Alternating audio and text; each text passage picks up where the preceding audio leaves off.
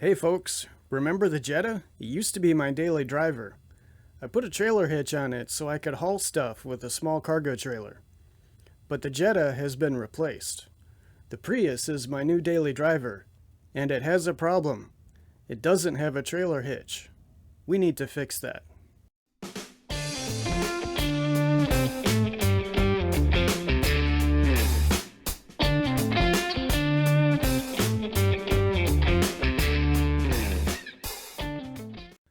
Like I mentioned in the intro, the Prius needs a trailer hitch.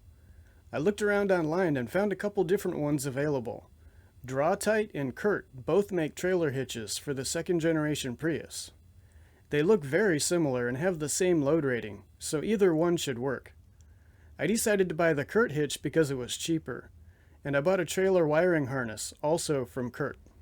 And a few days later, this arrived at my doorstep. We have the trailer receiver and hitch, some hardware, instructions, and the wiring harness. Don't mind that other stuff, I was doing an oil change also. Plus there's another repair I had to do, but I'll cover that in another video. Anyway, the installation looks pretty straightforward. There are two tow hooks at the back of the car. The instructions say to remove those tow hooks and install the trailer hitch in their place. On the right side of the car, the tow hook is out in the open. But on the left side, we need to remove a plastic cover. The plastic cover is held in place with a couple plastic push pins and a couple screws. Here's a close-up of one of those plastic pins. You can pry out the center part with a screwdriver.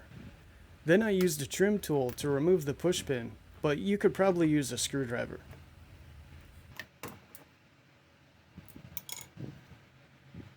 I also noticed one spot where the plastic cover was pushed onto a metal stud.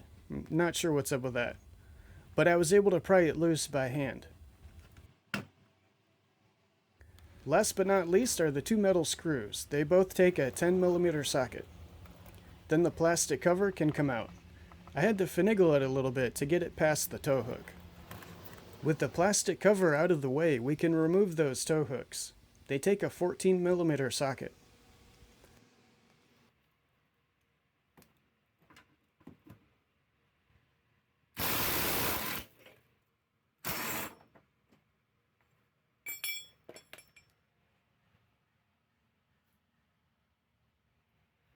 That was easy enough. According to the instructions, we won't be reinstalling those tow hooks. They will be discarded. You know what's also going to be discarded? That wasp nest. I did that off camera. Okay, now it's time to install the receiver assembly. I decided to use a floor jack to lift it up into place. Also notice the car is on ramps, so I have more room to work. To balance the hitch receiver on the jack, I used a piece of scrap wood. It's just a piece of 1x4 lumber.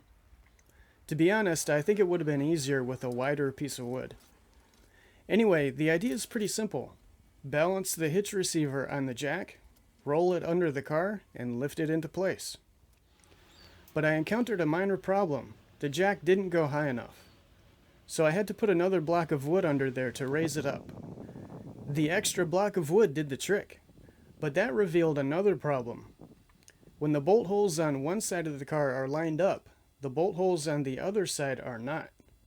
The bolt holes in the hitch assembly are closer together than the ones in the car, and when I stepped back to take a look at it, the two end plates on the hitch assembly appeared to be slightly angled inward. Maybe that's why the bolt holes didn't line up. So I lowered it back onto the ground and measured the width across the top. I measured 39 5/16 of an inch. Now I'm not exactly sure how wide it is supposed to be, but I'm guesstimating 39.5 inches. We're just gonna run with that. To accomplish that, I piled up some weights on one end of the receiver assembly, then used a big old pair of pliers to pry on the other end. I did that on both ends until the measurement across the top was 39.5 inches. It took some trial and error. I also tipped over the weights a few times. That was fun. I'm sure there are other ways to do this. You can do whatever works for you.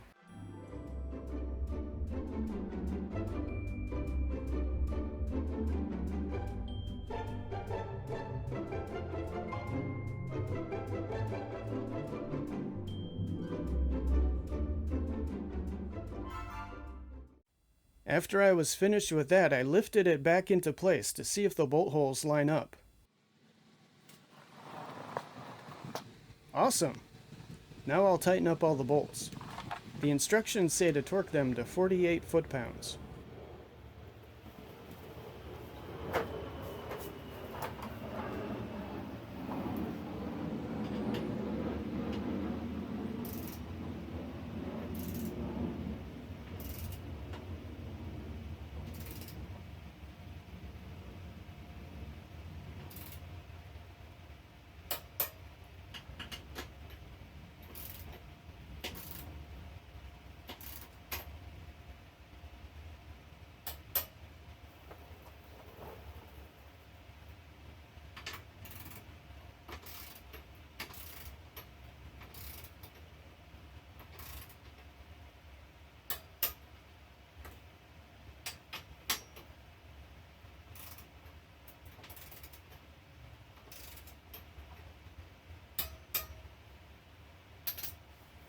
Okay, the biggest part of the job is complete. The receiver assembly is installed, but we also need to reinstall the plastic cover. It will interfere with the receiver assembly, so the plastic needs to be trimmed. The instructions have a diagram showing where to trim the plastic. Basically, you take that slot for the tow hook and extend it all the way to the edge. I marked it with a Sharpie marker. The plastic is pretty easy to cut. I use tin snips, but you could probably use scissors too.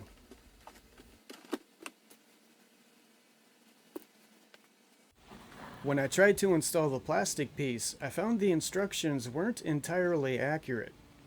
I couldn't get the mounting holes to line up because the slot in the plastic piece wasn't long enough. The slot also needed to be lengthened in the other direction.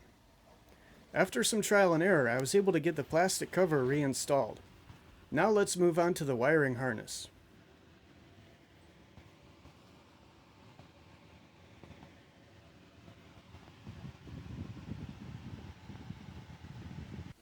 The wiring harness is designed to be plug and play. The instructions say you shouldn't have to splice any wires. And it comes with a bunch of zip ties for tidying up the wires. That's cool. The harness, of course, has the cable that attaches to the trailer. It also has this yellow wire that goes to the taillight on the left side of the car. This part goes to the taillight on the right side, and it includes the ground wire. And last but not least, we have the power wire. It has an inline fuse holder. Note that the fuse is not installed. The fuse comes in the accessory pack, so you'll have to install it. To install the wiring harness, we need to remove all the plastic storage bins from the trunk. First, I'll remove the big one in the center, then the two smaller ones on the sides. This will provide easier access to the taillight wiring and the battery. Next, we'll remove the access panels for the taillight wiring.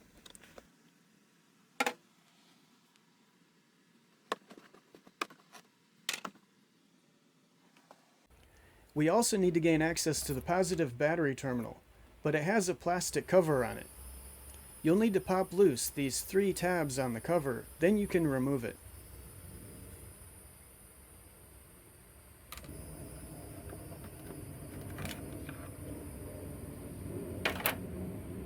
Off camera, I ran the wires to the tail lights. I routed the wires behind the carpet so they won't be seen once the trim is reinstalled. That yellow wire will run across the bottom of the trunk alongside the existing wiring harness. Like I mentioned earlier, there's no need to splice any wires. This wiring harness plugs into the existing wiring. Speaking of which, here's how that works. The taillight has a white 6-pin connector. Press the tab on the side so you can unplug it. Then you simply plug in the trailer harness into each end. The trailer wiring basically piggybacks onto the existing wiring harness. Now we can tuck those wires out of the way and move on to the next thing.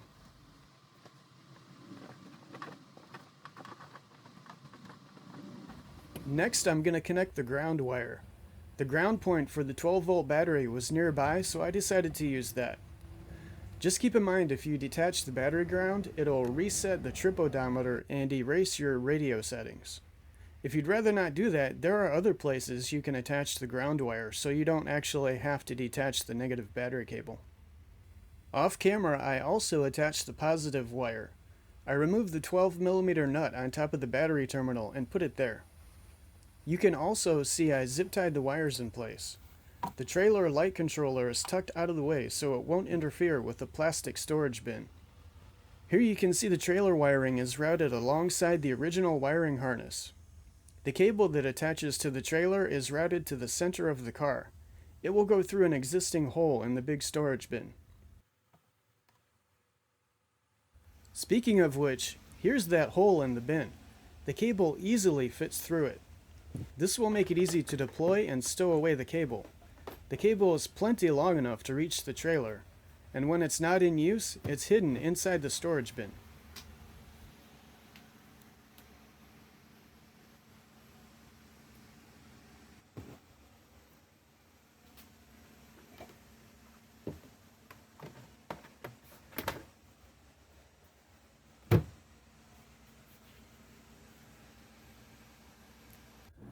Okay, so the wiring is done. But just to be safe, I decided to test the taillights to make sure they work properly. After all, we just inserted some aftermarket wiring into the taillight harness. We'll start with the turn signals.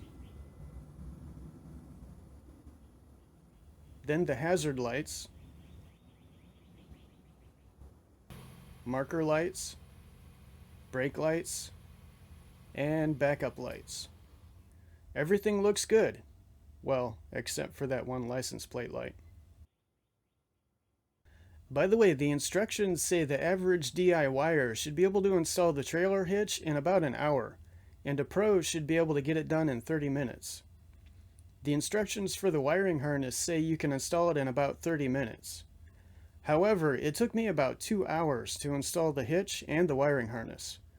I had to deal with some fitment issues, plus I was filming at the same time, and that always makes it take longer. But I think it would be safe to assume it'll take a couple hours to complete this job. Technically, the install is finished, but the trailer hitch didn't come with a ball mount. So I'm going to get one from the local hardware store. My trailer uses a 1 7/8 inch ball mount. Yours may be different, so make sure to get the correct size for your trailer. And that's it. The trailer hitch is done. Now I can haul my junk around. Hope you found the video useful. Thanks for watching.